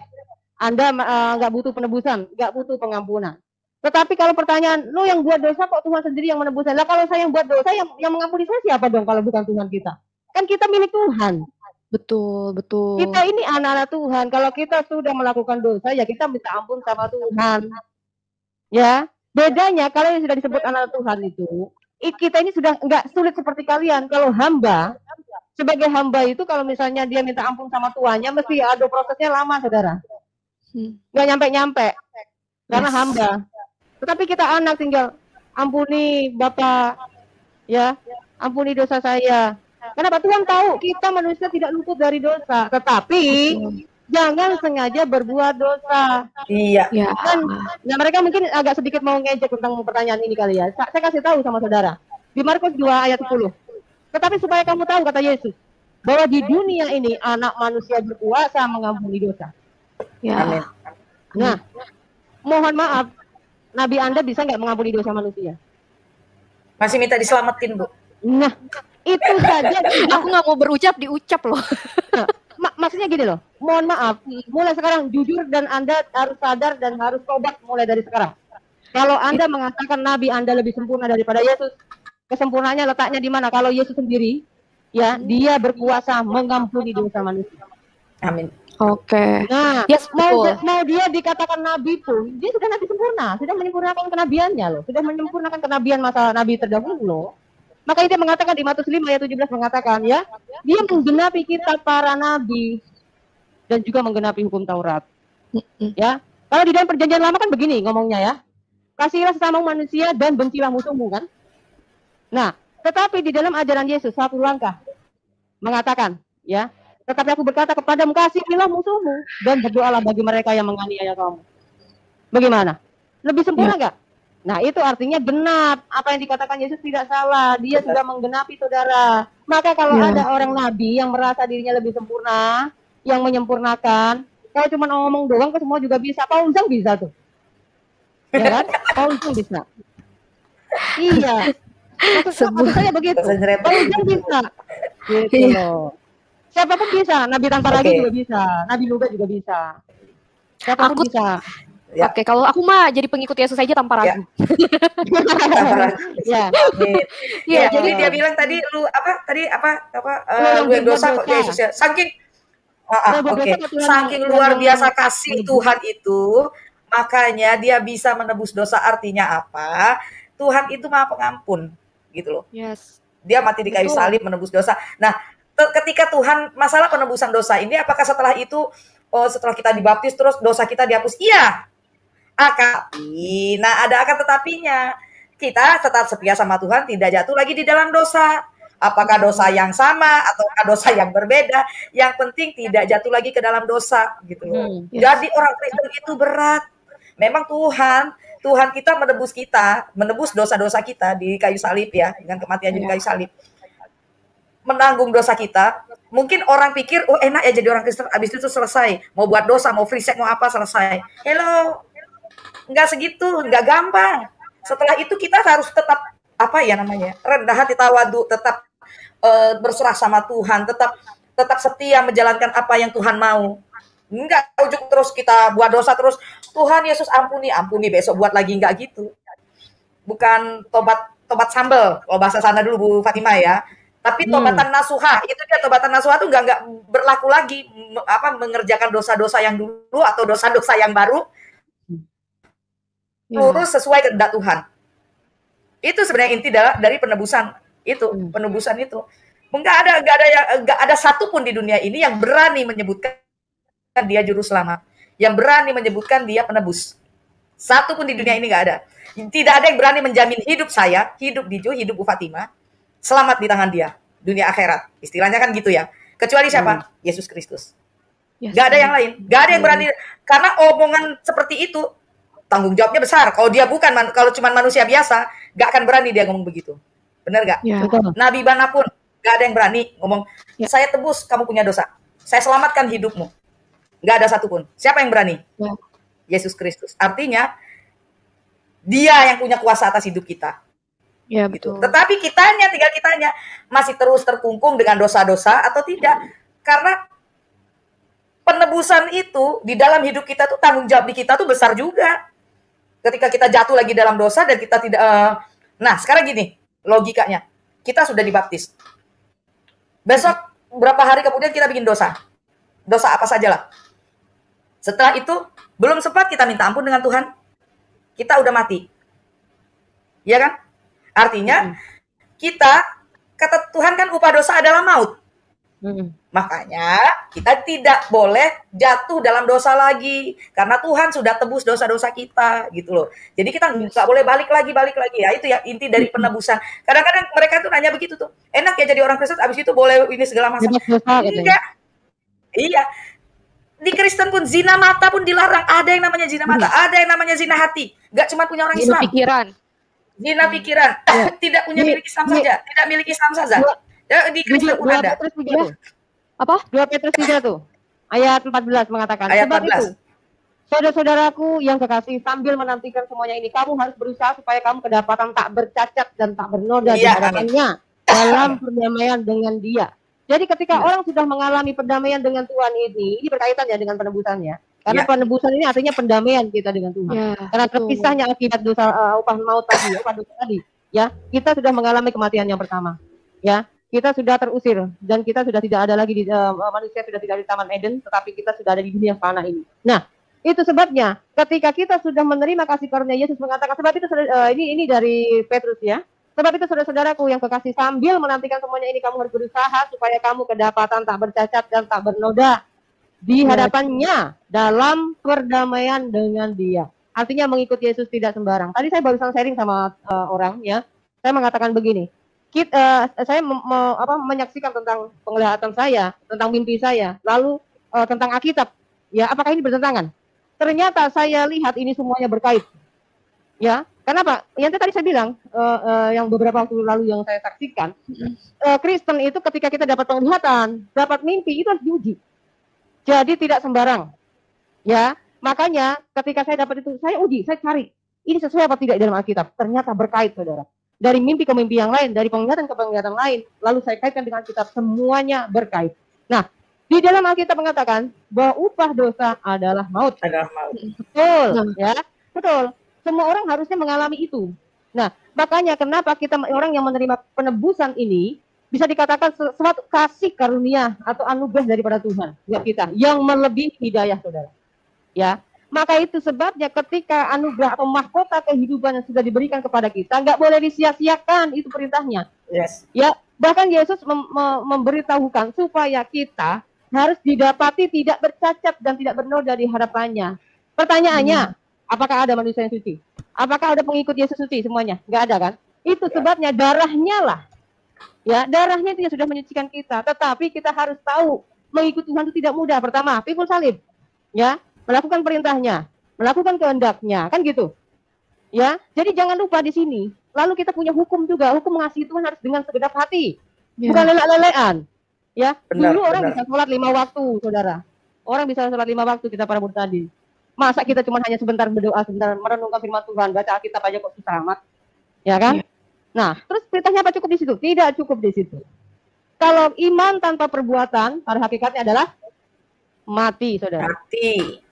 Itu. Jadi di dalam kekristenan, ketika kamu ingin tahu kebenaran, di dalamnya, ayo sini terjun ke dalamnya, pelajari Alkitab ke dalam-dalamnya, nggak ditutup-tutupi, nggak pakai embel-embel tafsir, nggak pakai embel-embel hadis dan segala macam. Iya, dan yang paling penting selain membaca, kita harus merenungkan. Habis itu juga kita harus mengalami pengalaman pribadi sama Tuhan. Nah, itu lebih penting. Kalau nggak ada pengalaman pribadi, ya saat ada badai bisa goyang, teman-teman. Benar. Jadi terus alami dan terus minta penyertaan Tuhan, minta Tuhan tunjukkan dirinya. Kalau emang kita belum jadi orang yang percaya, ya minta aja sama Tuhan tunjukkan Tuhan yang benar seperti apa. Gitu. Nanti Tuhan pasti tahu siapa yang rindu untuk melihat wajahnya. Dia tahu setiap hati kita, teman-teman. Ya, oke. Dan dosa tadi ya, Bu ya, ini dosa kan maut ya. Bukan dosa itu maut. Ya. Nah, bukan berarti maut itu harus meninggal dunia secara fisik, tidak. Itu dia. Tapi secara roh. Ya. Mereka tuh nggak ngerti. Tuhan pun hitung-hitungan. Semuanya tuh serba fisik. Serba fisik. Yes. Nah, falling is not failing. Jadi anak-anak Tuhan sebenarnya saat dia terjatuh belum tentu dia salah. Tuhan masih maafkan. Bapak masih menganggap kita tuh perfect, teman-teman. Tapi balik lagi, kita masih mau melakukan pekerjaannya dan kita mengerjakan keselamatan ini dengan takut dan gentar enggak. Kalau emang kitanya masa bodoh, istilahnya nggak tahu diri ya teman-teman gitu ya. Ya pantas nggak sih dimaafin lagi gitu loh. Ya. Nah, karena apapun yang menjadi respon kita 100% itu adalah kehendak kita, nggak ada intervensi dari Tuhan 1% pun 0,0001% pun nggak ada. Itu 100% keputusan kita, teman-teman ya. Benar. Oke, kita next nih question. Ya, silahkan. Oke. Taram, ini terakhir ya ini ya. Oh iya, ini dari Muhammad Abdullah. Apa Abdullah ya bacanya? Oke. Allah adalah Tuhan yang menciptakan langit dan bumi atau menciptakan alam semesta. Allah adalah satu-satunya juru selamat untuk umat Islam, bukan Yesus. Kenyataan Yesus tidak bisa menyelamatkan dirinya dari hukuman mati di kayu salib, maka Yesus pasti tidak akan bisa menyelamatkan orang lain. Semua nabi dan semua rasul juga mengakui Allah sebagai Tuhan yang Maha Esa dan juru selamat yang asli. Oke, teman. Ini luar biasa banget ya, kayak kesannya kayak pinter banget nih orang ya. Kapan sih Allah itu punya merek juru selamat? Gak ada. Dan itu Ya. dibilang untuk umat muslim aja. Kalau Yesus kan untuk semua umat manusia. Yes. Namanya Muhammad Abdullah, ya. Muhammad Abdullah, udah Muhammad Abdullah pula kan ya. Luar biasa nih bapaknya sama Ya anak sama bapak. Anak sama bapak itu. Muhammad bin Komplit. Abdullah. Ya, saya kasih tahu nih saudara, Allah kamu tidak punya merek juru selamat. Kalau seandainya kamu mengklaim Tuhan Allah kamu itu juru selamat, harusnya tuh Asmaul Husna itu harus ada. Ya, sifatnya setidaknya salah satu tuh muncul di situ, tapi tidak ada loh ya. Ya, itu pertama. Lalu kedua, kalau seandainya kamu mengklaim bahwa Allah kamu itu juru selamat, bagaimana cara menyelamatkannya sebagai juru selamat? Bagaimana caranya? Kalau amalan kamu yang harus bisa menyelamatkan, ibadah kamu yang bisa menyelamatkan, zakat kamu yang bisa menyelamatkan, itu artinya bukan Allah kamu yang juru selamat, saudara. Itu pertama ya. Lalu saya kasih tahu lagi, tadi mengatakan apa? Allah adalah satu-satunya juru selamat untuk umat Islam, bukan Yesus. Kenyataannya Yesus tidak bisa menyelamatkan. Tadi udah dijelaskan ya. Nah, Yesus bukan tidak bisa menyelamatkan diri, saudara. Saya kasih tahu ya, Muhammad bin Abdullah ya, saya kasih tahu. Nah, Yesus itu bicara di Matius 5 ayat 17 mengatakan, dia datang bukan untuk meniadakan kitab Taurat dan juga bukan meniadakan hukum Taurat dan juga kitab para nabi, tetapi dia datang harus menggenapi. Dia harus menggenapi apa yang tertulis. Ya, betul. Dia harus menggenapi tertulis di Yesaya 9 ayat 5 atau ayat 6. Ya, dan dia juga harus menggenapi di Yesaya ayat 53. Ya, bahwa dia harus menanggung atau memikul dosa dengan penderitaan. Nah, itu harus kamu tahu. Jadi ketika Yesus disuruh sembunyi oleh muridnya, dimarahin tuh muridnya. Nyala kamu iblis, katanya gitu kan. Ya. Artinya apa? Orang yang menghalangi tentang rencananya ini, itu dianggap iblis. Ya, karena kan iblis nggak suka kalau kita kembali ke status kita kembali kan. Nah, kemuliaan Allah. Jadi begini. Ini ya. Ya, saya akan melihat dari cara pandang mereka ya. Cara pandang mereka tuh begini. Ketika mereka mengatakan Yesus itu Tuhan, kok Tuhan dicobai iblis? Nah, itu kan prosesnya di situ dulu toh. Nah, sebenarnya panjang kalau kita memberikan penjelasan ini. Tetapi saya harus memberikan penjelasan ini. Kenapa pada saat itu Yesus mencobai Yesus? Ya. Jadi iblis itu tidak tahu rencananya dia sendiri, rencana Allah sendiri itu tidak tahu bahwa dia datang sebagai manusia, dia nggak tahu loh.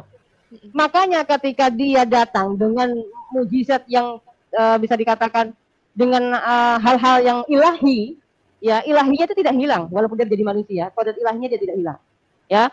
Terus iblis mulai mengincar terus tuh. Mengincar sampai ke padang gurun.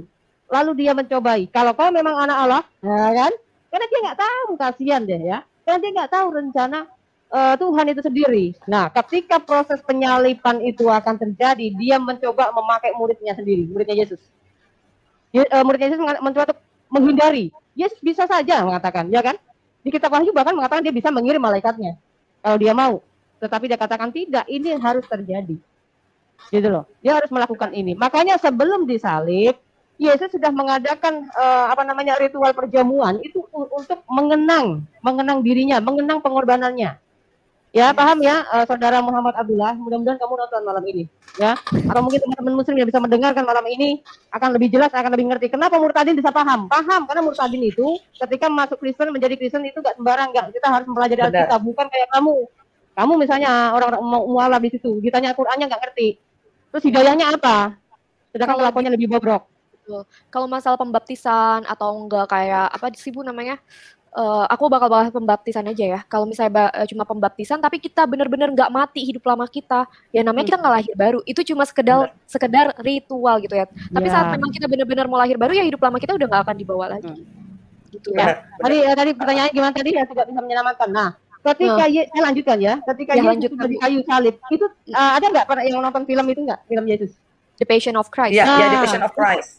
Itu ada iblis yang berusaha untuk yang bagaimana, tapi dia tidak berkuasa apa-apa. Dia hanya melihat semuanya.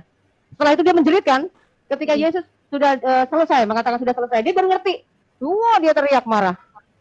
Gitu kan. Ternyata saat itu iblis dikalahkan. Nah, makanya kenapa saya memakai salam kemenangan, salam kemerdekaan, salam merdeka. Karena orang yang hidup di dalam Tuhan, orang yang menerima Yesus, menerima karya keselamatan ini, dia merdeka dari perbudakan kejahilian. Amin.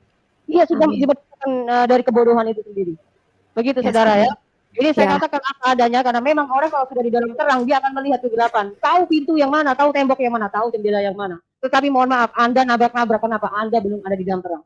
Yang bisa mengatakan akulah terang, itu adanya Yesus. Mohon maaf ya, bukan Muhammad ya, saudara. Oke. Aku mau jawab ini ya. Diju, coba aku debat sama kamu. Aku belum jawab nih, Diju. Oh, tadi dulu. Ya. Mau jawab yang tadi ya?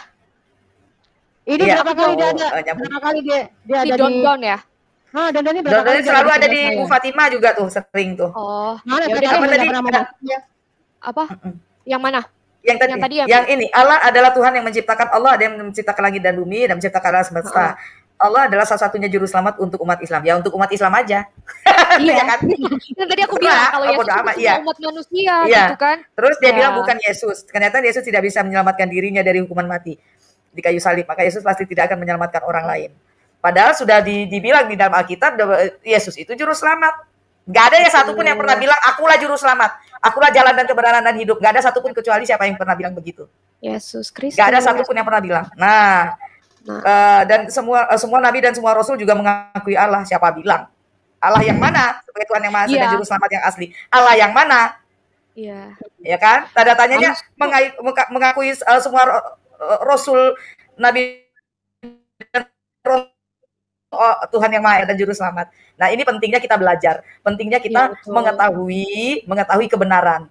Nah, karena terkungkung oleh taklid buta, ya inilah jadinya kayak begini. Jadi nggak paham sebenarnya. Nah, ini yang repot. Akhirnya semua orang dibilang kafir, semua orang dibilang salah. Nah, kalau kita jadi orang taklid buta nih agak repot. Nah, tadi apa tadi, Diju? Oh, yang tadi ya? Ngajak debat. Versus Diju, yang lain diam.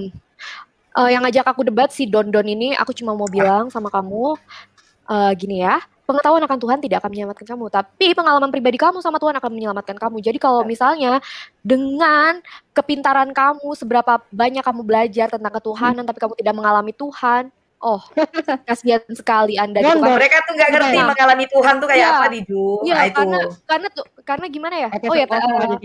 Susah gitu loh. Karena cara pandangnya saja sudah berbeda ya kan. Dia melihat agama sebagai keyakinan, sedangkan kita melihat agama bukan sebagai keyakinan, karena agama dan keyakinan itu berbeda, ya. Benar. Nah, by the way, I have decided to follow Jesus, jadi aku nggak akan mungkin turning back lagi, balik arah lagi, aku nggak mungkin. Sorry, apapun yang terjadi, sekali Yesus tetap Yesus, ya. Amin. Ini si Don bilang katanya Hidayah Mualaf Channel lagi live, ada Nabi Nuga Tambunan, ayo nonton ke sana katanya. Iya, orang ada. Iya, mereka tuh di situ, padahal di hadisnya sendiri disuruh untuk menghindari debat kusir, ya kan? Nah, kenapa nggak diikutin? Oh ya, by the way, Yesus juga datang ke sini selain untuk menjalankan visi Bapa, tapi dia juga mengenalkan Allah itu siapa, ya kan? Benar. Ya, jadinya itu. Jadinya itu yang harus dipahamin sama teman-teman. Jangan sampai dibilang Tuhan, kalau Tuhan kok nyembah Tuhan, sering banget gak sih dengar kayak gitu? Sering. Biasa sering, ya? Itu biasa. Justru karena kok Allah kok berselawat sih? Gitu, berselawat kepada siapa? Ya, bener-bener. Yang Tuhan siapa? Kan Tuhan tinggal nyelamatin doang harusnya. Iya. Kalau masalah ejek-ejekan, Mas, saya bilang ajaran kalian itu lebih lucu, tau nggak sih? Lebih lucu pakai dalil pula, ya kan? Kalau kalian lucu-lucuin Yesus nggak ada dalilnya, gitu. Ya. Oke. Cocoklogi, yang paling sering itu cocoklogi, Bu Fatima. Mengebuli Yesus, tapi ketampar, dibalikin mewek, ya kan? Gitu. Iya. Padahal dibalikinnya pakai ayat lagi kan? Oke, karena Bu Fadilah katanya ada schedule lain ya Bu ya? Iya. Ya gimana nih Bu Fatima, udah mau jam 10? Oke, kita sudah juga nggak apa-apa, tapi saya akan pesan kepada para mualaf ini. Boleh ya? Boleh. Ya, jadi para mualaf saya kasih tahu di 2 Yohanes 1 ayat 9, setiap orang yang tidak tinggal di dalam ajaran Kristus tetapi yang melangkah keluar dari situ tidak memiliki Allah. Yes. Tidak memiliki sesembahan, tidak memiliki Tuhan ya. Barang siapa tinggal di dalam ajaran itu, ia memiliki bapa maupun anak. Ya, tetapi kalau barang siapa menyangkal anak, ia juga tidak memiliki bapa. Barang siapa Barang siapa dia memiliki anak, ia juga memiliki bapa. Nah, jadi artinya teman-teman orang yang sudah meninggalkan Yesus Kristus, dia sudah kehilangan Tuhannya, dia sudah kehilangan Allahnya, dia sudah kehilangan sesembahannya. Maka ketika Anda tiap hari begono begini, hanya lewat angin, kehembus angin lewat dan tidak nyampe. Ya, karena di kitab sebelumnya sudah ngasih tahu Jadi jangan baperan, ya. Ya mungkin mereka cuma mau, kadang ya yang aku rasain gitu dulu, setiap berdoa tuh cuma untuk keperluan pribadi. Padahal sebenarnya kita melebihi itu, bukan keperluan pribadi kita yang harus didulukan, tapi apa yang Tuhan tugaskan untuk kita di bumi ini yang harus kita kerjakan. Itu yang aku dapat perbedaan ya saat ini saat berdoa ya. Gitu. Banyak banget perbedaannya. Bukan doa saja. Puasa pun kan berbeda. Doa dan berpuasa pun berbeda. Kalau kita berpuasa, kita yang kepingin, bukan karena perintah. Gitu ya. Nah, itu tadi. Tujuannya. Karena tujuannya kita memang kita ingin mendekatkan diri kita, mengasihi Tuhan. Ya, tujuannya. Saya lihat itu ya. Nah, saya sedikit closing statement ya. Stoplah sekarang nih ya teman-teman ya untuk mengatakan kita nih murtadin ini tidak mengerti ya, tidak mengerti siapa Tuhan kita, bahwa kita nih murtadin hanya karena sembako, murtadin hanya karena ini itu enggak. Karena kita di samping belajar, kita juga minta memang Tuhannya sendiri yang menghampiri kita. Benar Diju bilang, kita mau belajar, saya 14 tahun belajar enggak selesai-selesai. Kalau bukan Tuhan sendiri yang menghampiri kita. Yaitu tadi bahasanya itu mengalami Tuhan ya, bahasanya. Ya. Nah, kalau bukan karena Roh Kudus yang menghampiri kita, enggak akan mungkin. Walaupun Bu Fatimah sudah pernah mengalami Tuhan, ketemu mimpi beberapa kali ya. Kalau tidak Tuhan sendiri yang mengetuk hati Bu Fatimah, mungkin sampai sekarang Bu Fatimah masih bilang, itu cuma mimpi. Kalau mimpi ketemu Yesus itu berarti mimpi ketemu setan. Begitu ya Bu Fatimah ya. Tetapi karena Roh Kudus, Tuhan sendiri yang menghampiri kita, itu yang membuat kita menjadi bahasa sana berbalik arah gitu ya. Nah, menjadi seorang menjadi untuk menjadi percaya dan setia kepada Tuhan itu tidak gampang. Jangankan kita yang orang yang baru diselamatkan seperti kita, orang yang Kristen dari lahir pun juga nggak gampang menjadi setia kepada Tuhan. Betul. Menjadi perpanjangan lidah Tuhan untuk menyampaikan menyampaikan berita sukacita Injil ini nggak gampang. Karena tugas kita di dunia kan itu. Tuhan suruh kita kan Tuhan suruh kita menyampaikan berita sukacita Injil ke seluruh bangsa di muka bumi ini. Itu tugas kita. Dengan cara apa? Dengan cara Tuhan taruh masing-masing, dengan kita punya talenta. Yeah. Bu Fatimah talentanya begini, saya begini, Diju begini. Nah, itu Tuhan sudah taruh sendiri. Awal-awal kita mungkin ketika kita jadi seorang Kristen, kita nggak tahu arah kita mau ngapain. Paling seminggu sekali ke gereja, habis itu selesai. Saya rasa teman-teman yang Kristen dari kecil pun mengalami hal demikian. Seminggu sekali ke gereja, selesai. Tetapi apakah selesai sampai di situ saja kita sebagai orang Kristen? Yang Tuhan suruh tuh apa cuman sampai di situ? Tidak. Berarti kalau kita cuman menyelesaikan tugas kita sekedar ke gereja setiap hari Minggu dan Natal dan Paskah, habis itu selesai, apa sama saja dengan kita dengan melakukan ritual-ritual semata tanpa kita mengizinkan membuka hati kita untuk Tuhan, hadirat Tuhan hadir di dalam hidup kita. Itu. Oke. Amin. Oke. Kalau gitu kita sudahi pertemuan hari ini. Mohon maaf tidak bisa buka interaktif karena waktunya sangat terbatas ya Bu ya. Mungkin lain kesempatan kita akan buka interaktif ya, tapi bukan untuk berdebat, tapi kita akan menjawab pertanyaan. Oke. Makasih Bu Fatimah, makasih Bu Fadila untuk waktu dan kesempatannya. Saya percaya dan saya yakin apa yang kita perbincangkan hari ini menjadi berkat untuk setiap yang mendengarkan dan mau cari tahu, ya kan, kebenaran, bukan pembenarannya, ya, untuk mencari kebenaran, karena sejatinya kita hidup di dunia ini hanya sementara, ya kan, yang akan hidup kekal nanti setelah kehidupan di dunia ini, mau kemana, ya kan? Yes. Ya udah kalau gitu, karena kita masing-masing akan mempertanggungjawabkan talenta yang sudah Tuhan berikan, dipergunakan dengan baik atau enggak. Ya kalau gitu, sekian dari kami, teman-teman, terima kasih ya. Doa dulu ya. Iya. Kita akan tutup dengan doa, yuk. Bu Fatimah. Oke, baik, berdoa. Ayo, mari kita berdoa. Tuhan Yesus, kami bersyukur dan terima kasih ya Tuhan, sudah panjang lebar kami menguraikan, menyampaikan kebenaran-Mu ya Tuhan. Mereka yang tidak tahu, mereka yang belum mengerti Tuhan, ampunilah mereka, walaupun mereka sedikit memakai hujatan-hujatan, mengolok-olok, tetapi kami tetap mengampuni mereka karena mereka tidak tahu apa yang mereka perbuat ya Tuhan. Itulah ajaran-Mu yang sudah Kau sampaikan kepada setiap kami, anak-anak-Mu ya Tuhan Yesus. Maka senantiasa Tuhan, pakailah kami lebih dahsyat lagi untuk menjadi alat canggih-Mu dari segala keterbatasan yang kami miliki Tuhan. Biarlah apa yang kami sampaikan, semuanya ini boleh menjadi berkat bagi banyak orang Tuhan. Terima kasih Tuhan, dan berkati Ibu Fadila, berkati Diju, dan berkati hamba-Mu saat ini, supaya terus tetap berkarya menjadi alat Tuhan, dan senantiasa bisa memberkati dan diberkati banyak orang ya Tuhan Yesus. Terima kasih Tuhan Yesus, inilah doa kami. Di dalam nama Tuhan Yesus kami berdoa. Haleluya. Amin. Amin. Sungguh luar biasa saudara-saudara apa yang mereka sampaikan, semoga bermanfaat bagi kita, boleh memberkati kita, menguatkan kita sekalian, supaya kita pun semakin bertumbuh di dalam Tuhan. Jangan lupa terus dukung channel ini saudara-saudara dengan cara like, subscribe, dan share, supaya saudara terus mendapat notifikasi video-video terbaru dari saya. Dan terlebih channel ini akan terus berkembang ke depan dan menjadi saluran berkat bagi banyak orang. Tuhan Yesus memberkati.